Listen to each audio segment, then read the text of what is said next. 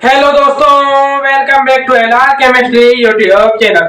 तो दोस्तों, जैसे कि आप जानते हैं कि मैंने आपके ऑर्गेनिक केमिस्ट्री की रिएक्शन मैकेनिज्म का अंतिम चैप्टर नंबर 14 जो कि है नाइट्रोजन कंटेनिंग कंपाउंड्स, जिसमें भी आपको मुख्यतः यहाँ पे और मुख्यतः क्या कह दिया था, आपको यहाँ पे सिर्फ और सिर्फ एमीन्स पढ़ना है। तो एमीन्स पढ़ना है तो आपने एमीन्स के कुछ केमिकल प्रॉपर्टीज पढ़ लिए थे। अब हम बात करेंगे उनके सेपरेशन मेथड्स की। उसके बाद सेपरेशन मेथड्स के बाद आएंगे नेम्ड रिएक्शन, और नेम्ड रिएक्शन के बाद आएंगी फिर कुछ उसी में से जो कुछ हाउ टू प्रिपेयर इसको देखेंगे। तो दोस्तों, इसी बातचीत को आगे बढ़ाते हुए हम बात करेंगे सेपरेशन मेथड्स ऑफ एमीन्स की। तो सेपरेशन मेथड्स में दो प्रकार की सेपरेशन मेथड्स है। पहली है हिंसबर्ग रिएजेंट, मतलब दो तरीके के रिएजेंट से यहाँ पे सेपरेशन होगा। पहला हिंसबर्ग रिएजेंट से और दूसरा है आपके हाफमैन मेथड से। तो हाफमैन मेथड और हिंसबर्ग रिएजेंट। तो हिंसबर्ग रिएजेंट क्या है, तो आपको बता दिया जाए कि बेंजीन सल्फोनिल क्लोराइड जिसका सूत्र होता है C6H5SO2Cl, बेंजीन सल्फोनिल क्लोराइड। तो ये है इसका सूत्र। और यहाँ पर पे आपको अगर से यहाँ पर पे दोनों में ही आपको बता दिया जाए कि दोनों में ही नाइट्रोजन से जो जुड़े हुए हाइड्रोजन है उनका काफी ज्यादा रोल है। अगर से हाइड्रोजन है तो रिएक्शन होगी, और हाइड्रोजन नहीं है तो रिएक्शन नहीं होगी। ध्यान रखिएगा आप, हाइड्रोजन है तो रिएक्शन होगी, नहीं है तो नहीं होगी। तो आइए देखते हैं इसको आगे चल करके।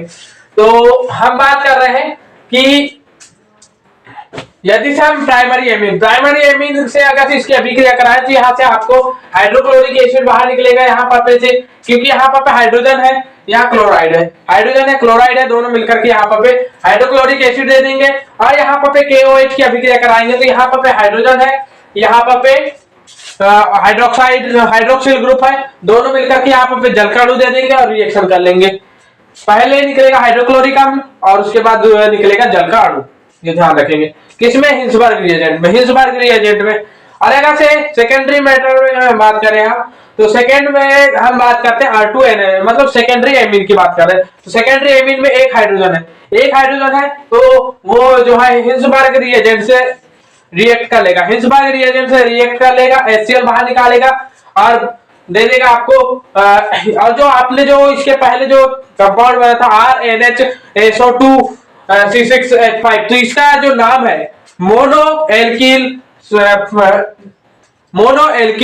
Benzene sulphonyl chloride, mono alkyl benzene sulphonyl chloride है। ये बात ध्यान रखेंगे। अब यहाँ पर क्या बन गया, तो di alkyl benzene sulphonyl chloride बन गया है, सॉरी बेंजीन सल्फोनिल एमीन बनाया, क्लोराइड यहाँ पर बेंजीन एमीन बना है, बेंजोइक एमीन। और यहाँ पे di alkyl benzene sulphonic amine बना है, सल्फोनिक एमीन। और यहाँ पे आप देख रहे हैं कि यहाँ पे आप जो है नाइट्रोजन से जुड़ा हुआ कोई हाइड्रोजन नहीं है, इस वजह से KOH से कोई रिएक्शन नहीं होगी। हाइड्रोजन यहाँ पे नहीं है तो यहाँ पे KOH से अभिक्रिया नहीं होगी।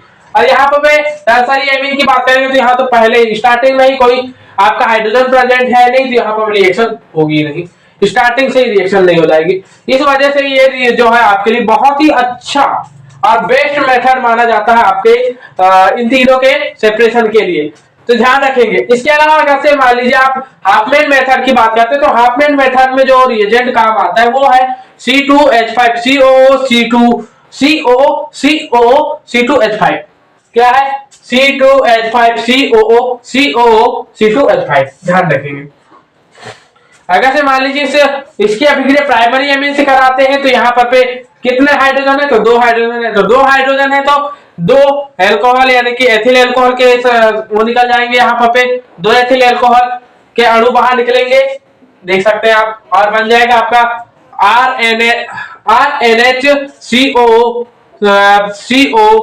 RNH बन जाएगा यहाँ पे। अब यहाँ पे मान लीजिए दूसरे नंबर पे आप बात करें, सेकेंडरी एमीन की बात कर रहे हैं, तो यहाँ पे एक ही हाइड्रोजन है, नाइट्रोजन के पास एक ही हाइड्रोजन है, तो यहाँ पे एक जो है आपके एथिल अल्कोहल का अणु बाहर निकलेगा, एक एथिल अल्कोहल का अणु बाहर निकलेगा, और NR2COCOO-C2H5, मतलब कि यहाँ पर पे जो एक ही यहाँ पर पे C2H5 यहाँ पर रिएक्ट करेगा। और जबकि टर्सरी एमीन में तो यहाँ पर पे आपके पास नाइट्रोजन के पास अगर से आपके पास हाइड्रोजन ही नहीं है तो यहाँ रिएक्शन नहीं होगी, ध्यान रखेंगे। अब आपको समझ में आ रहा है कि हाइड्रोजन की यहाँ पर बहुत ज्यादा मान्यता है। और आप जो है यहाँ पर ध्यान रखेंगे, पहले इसमें आपको क्या बाहर निकालना है, मेन रूप से ध्यान रखेंगे हाइड्रोक्लोरिक एसिड बाहर निकालना है। और अगर से आप हिल्सबर्ग की बात कर रहे हैं तो हिल्सबर्ग की बात कर रहे हैं तो हाइड्रोक्लोरिक एसिड बाहर निकालना है। और अगर से मान लीजिए आपको अगर से हिल्सबर्ग के अलावा दूसरे नंबर पर अगर से आप हाफमैन मेथड की बात करेंगे तो वहां पर आपको एथिल अल्कोहल बाहर निकालना है, ध्यान रखेंगे। इस चैप्टर के कुछ नेम्ड रिएक्शन जो कि है 4 ही नेम्ड रिएक्शन है। और इसके बाद हम बात करेंगे हाउ टू प्रिपेयर, तो वो भी 4 ही है। तो जिसमें हाफमैन ब्रोमाइड आपकी वेल नोन, वेल फेमस और बहुत देर से आपके बहुत दिनों से आपके पुराने रिएक्शंस में चलती हुई बीच में आपको दिखाई देती थी हाफमैन ब्रोमाइड रिएक्शन। अब आपके दिमाग में आ रहा है पिछले इसमें चले थे हम हाफमैन मेथड, हाफमैन मेथड अलग है, यहाँ पर हाफमैन ब्रोमाइड रिएक्शन है। तो यहाँ पर हाफमैन ब्रोमाइड रिएक्शन में ब्रोमीन और KOH की अभिक्रिया यानी किसी बेस की अभिक्रिया का से RCONH2 मतलब कि amino carbonyl alkyl carbonyl amine के एल्किल कार्बोनिल एमीन की अभिक्रिया का से हम किसी बेस के साथ ब्रोमाइड बेस और ब्रोमाइड के साथ कराते हैं तो हमें एक साल्ट KBr यानी कि एक साल्ट दिखाए एक मिलेगा, एक 2 जल के अणु प्राप्त होंगे। एक और साल्ट जो कि होता है K2CO3, यहाँ पर पे आपने मान लीजिए क्षार के रूप में आपने KOH यूज किया है तो K2CO3 मिलेगा। और जो है बन जाएगा आपका एमीन, एमीन बन जाएगा। यहाँ पर क्या बन जाएगा, एमीन, तो एमीन बनेगा। फिर आप बात करते हैं अगर से मान लीजिए इसी एमीन जो बना है यहाँ पर एमीन, अब यहाँ पर ये समझ लीजिए कि यही उसी एमीन की अभिक्रिया हो रही है। तो इस एमीन की अगर से मान लीजिए आपने अभिक्रिया किससे कराई, यानी ये मस्टर्ड ऑयल रिएक्शन, ये कौन सी मस्टर्ड ऑयल रिएक्शन है। और यहाँ पर पे अगर से मान लीजिए इसकी आपने अभिक्रिया से कार्बन डाइसल्फाइड से कराई, कार्बन डाइसल्फाइड से कराई तो आपको यहाँ पर पे S double bond C single bond NHR single bond SHA प्राप्त हो जाएगा। और फिर यहाँ पर पे आपने अगर इसकी अभिक्रिया HgCl2 मतलब कि आपके मर्क्यूरिक क्लोराइड से कराई तो आपको यहाँ पर पे एल्किल आइसोथायोसाइनाइड प्राप्त हो जाएगा, एल्किल आइसोथायोसाइनाइड प्राप्त होगा। HGH मतलब मर्क्यूरस सल्फाइड और हाइड्रोक्लोरिक एसिड प्राप्त हो जाएगा। ध्यान रखेंगे क्या क्या प्राप्त होगा, आइसोथायोसाइनाइड, मर्क्यूरस सल्फाइड और हाइड्रोक्लोरिक एसिड। अब आते हैं हम गैब्रियल थैलेमाइड रिएक्शन, अब आते हैं किसमें, गैब्रियल थैलेमाइड रिएक्शन में। तो यहाँ पर पे मान लीजिए कि आपने किसी यहाँ पर पे आपने C6H4 CON के साथ अभिक्रिया कराई, किसी सॉल्ट की अभिक्रिया कराई थी। यहाँ KI एक और सॉल्ट, दूसरा सॉल्ट जो कि आपने ऑर्गेनिक सॉल्ट की अभिक्रिया कराई, यहाँ पर पे आप कह सकते हैं हेलो एल्केन से अभिक्रिया कराई थी। हेलो एल्केन से अभिक्रिया कराने पर आपका सॉल्ट KI बाहर निकल जाएगा, KI बाहर निकलेगा और जो है यहाँ पे K की जगह R जुड़ जाएगा, एल्किल समूह यहाँ जुड़ जाएगा, एल्किल समूह जुड़ जाएगा। उसके बाद अगर से मान लीजिए आपने इसका जल अपघटन कराया तो जल अपघटन कराने पर आपको यहाँ पे एक कह सकते हैं आर्थो बेंजोइक एसिड प्राप्त होगा, आर्थो डाइबेंजोइक एसिड प्राप्त होगा। और जो है आपको एक एमीन प्राप्त हो जाएगा, क्या प्राप्त हो जाएगा, एक एमीन, मतलब कि ये एमीन बनाने के एक मेथड है। ध्यान रखेंगे ये एमीन बनाने के एक मेथड है, मान सकते हैं आप। अब यहाँ साटन वामन की बात करें तो यहाँ पर अगर से मान लीजिए आपने एनिलीन की अभिक्रिया आपने किससे कराई, तो फेनिल कार्बोनिल क्लोराइड से कराई तो यहाँ पर HCl का एक अणु बाहर निकल जाएगा और बन जाएगा आपका C6H5NH CO C6H5, ये बन जाएगा C6H5NH CO C6H5। तो ये रही आपकी अभिक्रिया है। तो ये 5 अभिक्रियाएं हैं, Hopman bromide reaction, mustard oil reaction, Gabriel phthalimide reaction और साटन वामन रिएक्शन। हाँ, तो ये रही बात। अब बात करते हैं अगले पेज में हम आपके हाउ टू प्रिपेयर किया, उसके बाद कुछ स्पेशल क्वेश्चन कहते हैं। हाउ टू प्रिपेयर में हम जो है सबसे पहले पी क्लोरो एनिलीन यानी para chloro aniline. Para chloro aniline को कैसे बनाएंगे? क्लोरोबेंजीन से। तो क्लोरोबेंजीन के की अभिक्रिया कैसे आप किससे कराएं? आप HNO3 से कराएं और H2SO4 की उपस्थिति में। तो ये अब आप बताइए किसका है, ये कौन सी मेथड है? आप बोलेंगे स्पष्ट है, आपने इतनी बार पढ़ चुके कि इसे बोल देंगे आप क्या, नाइट्रेशन की मेथड है। और नाइट्रेशन की मेथड है तो यहाँ पर से H2O बाहर निकल जाएगा और यहाँ पर बन जाएगा क्या, P chloro nitrobenzene, P chloro यानी पैरा क्लोरो नाइट्रोबेंजीन बन जाएगा। और यहाँ इसका रिडक्शन होगा जो कि पिछले और हाउ टू प्रिपेयर में आपको पता है कि पुरानी रिएक्शन बहुत ज्यादा यूज होती है, यहाँ पे भी यूज हुई, यहाँ भी यूज होगी, रिडक्शन होगा और यहाँ पे आपका बन जाएगा पैरा क्लोरो एनिलीन, ये बन जाएगा। फिर से हम पुरानी रिएक्शन यूज करते हैं कि क्या बनाने के लिए, तो क्लोरोबेंजीन से 2-फेनिलएमीन बनाने के लिए। तो यहाँ पे ये बनाने के लिए आपको यहाँ पे आपको दिख रहा है क्लोरीन, यहाँ पे आप कोई ऐसा कोई सॉल्ट ले लीजिए जिसमें कि पोटेशियम या फिर सोडियम, ऐसा कोई धातु जो कि आपकी प्रथम ग्रुप की फर्स्ट ग्रुप की यहाँ पे धातु ले लीजिए, उसका आप कोई सॉल्ट ले लीजिए। ऑर्गेनिक यानी साइनाइड वाला सॉल्ट ले लीजिए। साइनाइड वाला सॉल्ट लेंगे तो यहाँ पे आपका क्या बना, यहाँ पे मान लीजिए KCl ले लीजिए। तो KCl लिए तो आपको KCl बाहर निकल जाएगा। क्या बाहर निकलेगा? KCl। और KCl बाहर निकलेगा और यहाँ पे बन जाएगा C6H5CN, मतलब कि साइनोबेंजीन बन जाएगा। साइनोबेंजीन बनेगा। अब इसका रिडक्शन लिथियम एल्यूमिनियम हाइड्राइड की उपस्थिति में कराएंगे। लिथियम एल्यूमिनियम हाइड्राइड की उपस्थिति में कराने पर आपको 2-फेनिलएमीन प्राप्त हो जाएगा, देख सकते हैं।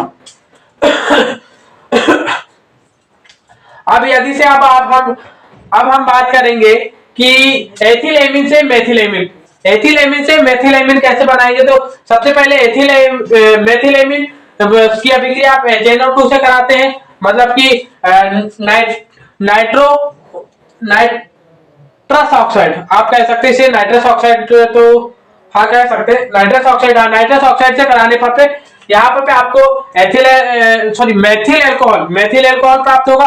मेथिल अल्कोहल प्राप्त हुआ, नाइट्रोजन गैस निकलेगी, जल कणु बाहर निकलेगा। अब इसकी अभिक्रिया कैसे, मान लीजिए मेथिल अल्कोहल की अभिक्रिया आपने पोटेशियम आयोडाइड से कराई, पोटेशियम के तो फास्फोरस आयोडाइड से कराई आपने, फास्फोरस आयोडाइड से कराई तो यहाँ पे आपको एक क्या मिल जाएगा आपको, यहाँ पे क्या कहना चाहिए, आपके हेलो एल्केन मिलेगा जो कि होगा क्या, iodo benzene sorry एल्की methyl iodide होगा, मेथिल आयोडाइड बनेगा।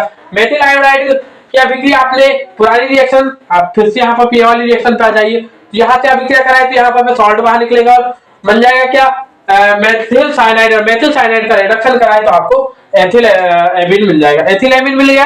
हाँ, तो अब आते हैं हम नेक्स्ट स्लाइड में। मेथिलएमीन से एथिलएमीन कैसे, सॉरी एथिलएमीन बना लिए, एथिलएमीन से मेथिलएमीन कैसे बनाएंगे, एथिलएमीन से मेथिलएमीन। और उसी स्लाइड में हम कुछ स्पेशल क्वेश्चन उनको भी लिख करके रखेंगे और उनकी भी बात कर लेते हैं। एथिलएमीन से एथिलएमीन कैसे बनाएंगे, सॉरी एथिलएमीन से मेथिलएमीन कैसे बनाएंगे। तो एथिलएमीन से मेथिलएमीन बनाने के लिए आपको कुछ नहीं, सबसे पहले इसको पिछली रिएक्शन की तरह सबसे पहले तो आपको इसको एथिल अल्कोहल में बदल लीजिए। एथिल अल्कोहल में बदलने के लिए आप मतलब नाइट्रस एसिड की अभिक्रिया करा दें तो यहाँ नाइट्रोजन और जल का एक अणु बाहर निकल जाएगा और एथिल अल्कोहल बन जाएगा। फिर उस एथिल अल्कोहल का ऑक्सीडेशन करेंगे तो उसी के बराबर हाइड्रोजन, सॉरी उसी के दो कार्बन होते हैं किसमें, एथिल अल्कोहल में, तो आपको 2 कार्बन वाला आपको क्या एल्डिहाइड प्राप्त हो जाएगा जो कि होता है मेथिल एल्डिहाइड या फिर मेथेनॉल। और मेथेनॉल का ऑक्सीडेशन कराने पर मेथेनोइक एसिड बन जाएगा। मेथेनोइक एसिड की अभिक्रिया आप अमोनिया से कराते हैं तो अमोनिया से कराने पर आपको जो है अमोनियम सॉल्ट प्राप्त हो जाएगा, अमोनियम एसिटेट प्राप्त हो जाएगा। अमोनियम एसिटेट की आपने मान लीजिए उसको गर्म किया तो आपको एमिनो एसिटिक एमिनो कार्बोनिल प्राप्त हो जाएगा। फिर यहाँ पे इसके आगे से मान लीजिए आपने हाफमैन ब्रोमाइड रिएक्शन कराई तो आपको मेथिल एमीन प्राप्त हो जाएगा। क्या प्राप्त हो जाएगा, मेथिल एमीन। तो ये रही बात, कुछ नहीं, आपको नाइट्रस एसिड से अभिक्रिया कराने पर आपको एथिल अल्कोहल प्राप्त हो गया। एथिल अल्कोहल का ऑक्सीडेशन कराने पर मेथेनॉल प्राप्त हो गया, या फिर आप कह सकते हैं फॉर्मेल्डिहाइड, सॉरी एसिटाल्डिहाइड प्राप्त हो गया। एसिटाल्डिहाइड की अभिक्रिया कराने पर आपको यहाँ एसिटिक एसिड प्राप्त होगा। एसिटिक एसिड की अभिक्रिया अमोनिया से कराई तो अमोनियम एसिटेट को गर्म किया तो आपको एसिटिक कार्बोनिल या फिर कह सकते हैं एमीन, एमीन प्राप्त हो गया और उस एमीन के अभिक्रिया मान लो आपमें ब्रोमाइड अभिक्रिया कराई तो आपको यहाँ पर मेथिल एमीन प्राप्त हो गया। यही बात। अब हम बात करते हैं अपने स्पेशल क्वेश्चंस की, जो कि है methyl amine is more basic than ammonia, why? And second one, why the basicity order, sorry, write the basicity order of primary secondary and tertiary amines with reason. मतलब कि पहले क्वेश्चन में कहा जा रहा है कि आपके मेथिल एमीन जो है आपके अमोनिया से अधिक क्षारीय होते हैं, क्यों? आपके मेथिल या फिर जितने भी एल्किल एमीन है, एल्किल एमीन वो अमोनिया से ज्यादा क्षारीय होते हैं, क्यों? ये पूछा जा रहा है। सेकंड में कहा जा रहा है कि प्राइमरी सेकेंडरी और टर्शियरी एमीन की बेसिसिटी यानी क्षारीय क्षमता का जो है क्रम लिखना है आपको, उसके कारण सही। तो सबसे पहले हम बात करते हैं इसके पहले क्वेश्चन की। तो यहाँ पहले क्वेश्चन में आपको बता दिया जाए कि यहाँ पे इसकी जो अमोनिया हो गया, अमोनिया की क्षारीयता का क्रम किससे डिनोट करते हैं आप? तो अमोनिया में होते हैं क्या, आप देख सकते हैं। आप अमोनिया को इस तरीके से आप दर्शाते हैं, हाइड्रोजन हाइड्रोजन हाइड्रोजन, 3 हाइड्रोजन है, लेकिन साथ में इसके पास क्या है, एक एकाकी इलेक्ट्रॉन युग्म होता है। अब यहाँ एकाकी इलेक्ट्रॉन युग्म है। अब यहाँ पे आप आइए, साथ ही में हम जो है ना ये क्वेश्चन को तो करेंगे, लेकिन साथ में और एक क्वेश्चन होता है उसको भी लेंगे और उसी के साथ दूसरा क्वेश्चन भी यहीं पर ले लेंगे। मतलब एक क्वेश्चन और का आंसर 3 क्वेश्चन के, एक क्वेश्चन के जरिए 3 क्वेश्चनों के आंसर बताने की कोशिश की जा रही है। तो सबसे पहले बात करते हैं कि ये रहा, फिर आप बात कर देते हैं किसकी, अब कर देते हैं हम एमीन की बात। किसकी बात कर देते हैं? एमीन की। एमीन में भी कुछ इस तरीके से यहाँ पर आपका क्या है, एकाकी इलेक्ट्रॉन युग्म, लेकिन यहाँ पर एक हाइड्रोजन हट करके यहाँ पर आ गया क्या, एक हाइड्रोजन हट करके आ गया क्या, एल्किल समूह और 2 हाइड्रोजन तो है ही। तो यहाँ पर जितने अच्छे से ये इलेक्ट्रॉन युग्म डोनेट करेंगे, पहली बात तो जितने अच्छे से इलेक्ट्रॉन युग्म डोनेट करेंगे, या फिर दूसरे शब्दों में कहा जाए तो जितने अच्छे से ये प्रोटॉन लेंगे उतने ही अच्छे ये बेस कहलाएंगे, उतने ही अच्छे बेस कहलाएंगे। तो ये बेस कब ये अच्छे से लेंगे, जबकि इनके जो नाइट्रोजन से जुड़ा हुआ जो एटम है या फिर कह सकते हैं जो ग्रुप है वो जितना ज्यादा आपका पॉजिटिव चार्ज युक्त होगा, यानी कि जितना ज्यादा पॉजिटिव चार्ज देगा उतना ही अच्छा ये जो है क्या होगा, आपका बेस होगा, उतना ही अच्छा बेस होगा। इस वजह से आप देख सकते हैं कि यहाँ पर एल्किल समूह ज्यादा पॉजिटिव चार्ज यानी कि ज्यादा धनायन देता है एज कंपेयर टू हाइड्रोजन, यानी कि इलेक्ट्रोपॉजिटिविटी, यानी कहने का मतलब जो नाइट्रोजन से जुड़े हुए एटम या फिर ग्रुप की जितनी ज्यादा इलेक्ट्रोपॉजिटिविटी होगी उतना ही अच्छा बेस होगा, ध्यान रखेंगे।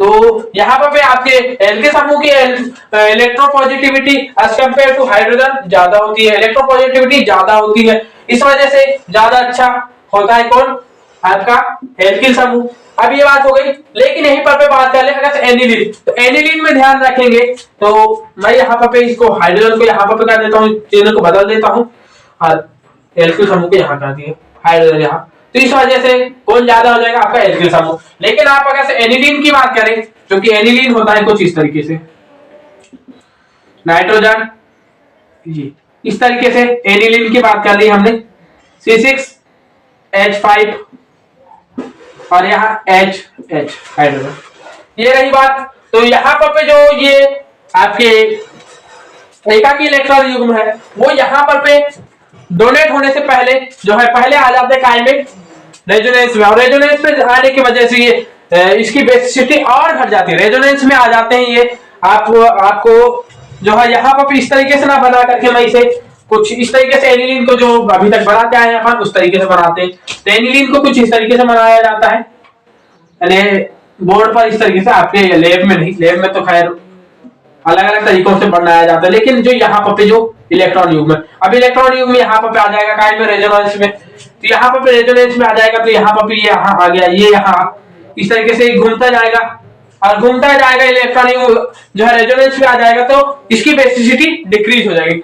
इलेक्ट्रॉन युग्म अब यहाँ पर दान देने योग्य नहीं बचा, दान देने योग्य नहीं बचा, और नहीं बचा है इसी वजह से यहाँ पर अब आप बोलेंगे कि ये अब उतना अच्छा बेस नहीं बचा है, ध्यान रखेंगे। इलेक्ट्रॉन युग्म दान दे ही नहीं सकता तो बेस काहे का बेस, हाँ बस।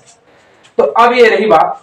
अब हम बात करते हैं जो इसका नेक्स्ट क्वेश्चन जो है उसके ऊपर आते हैं, तो नेक्स्ट क्वेश्चन को भी यहीं से समझते हैं। तो ये तो आपने देखा, तो यहाँ पर आप बोलेंगे कि जितने उस हिसाब से तो आपका ये तो आपको लगेगा कि सबसे ज्यादा आपका टर्सरी सबसे ज्यादा किसका होना चाहिए इसी आधार पे, क्योंकि आप खुद देख रहे हैं कि यहाँ पर आप इनको बनाने की कोशिश करेंगे तो ये रहा tertiary tertiary amine, tertiary amine ये रहा। फिर उसके बाद सेकेंडरी एमीन की बात आ जाएगी, सेकेंडरी एमीन ये रहा, इसको मैं इस तरीके से यहाँ पर दर्शा दिया।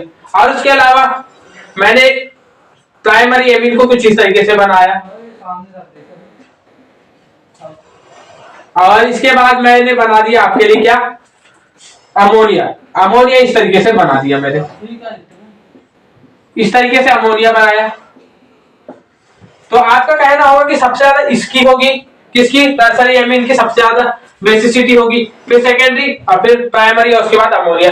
लेकिन जब प्रयोगों में देखा गया कि सबसे ज्यादा होती है आपकी सेकेंडरी की, सबसे ज्यादा, अब यहाँ पर अच्छे से क्रम लिख देता हूँ, यहाँ पर सबसे ज्यादा सेकेंडरी की, फिर प्राइमरी की, उसके बाद होती है आपके टर्सरी की, और फिर आपके टर्सरी के बाद आ जाती है अमोनिया।